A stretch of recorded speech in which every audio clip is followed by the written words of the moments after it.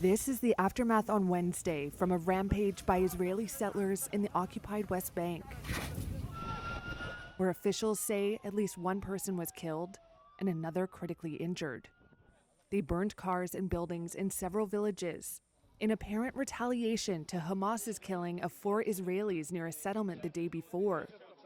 Resident Noman Shalabi says he saw it unfold. Dozens of settlers came here, around 250 settlers. They tried to enter the courtyard. They set the cars on fire. They started shooting towards the house, using live bullets and stones. And they damaged the balconies.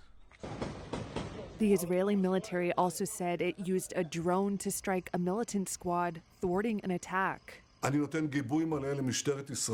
response, Israeli Prime Minister Benjamin Netanyahu said, quote, "We will not accept any provocations to the police or security forces." This all comes after an hours-long battle between Palestinian fighters and Israeli troops in Jenin earlier in the week.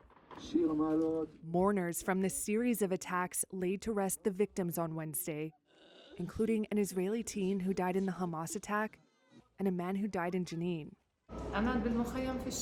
There is no safe place in the camp. At any minute, there could be a raid, his wife said, underscoring the volatility in the Israeli-occupied territory. The most intense fighting in months comes after days of relative calm. So far this year, more than 170 Palestinians, mostly militants but several of them civilians, have been killed by Israeli forces. 24 Israelis, as well as a foreigner, have been killed in attacks by Palestinians. Palestinians have repeatedly complained about settler attacks in the West Bank. Both Egypt and Jordan, which have diplomatic relations with Israel, have condemned the most recent ones.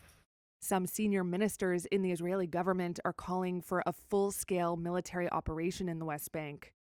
Meanwhile, Netanyahu's office says Israel is doubling down on the Eli settlement with plans to add 1,000 new homes.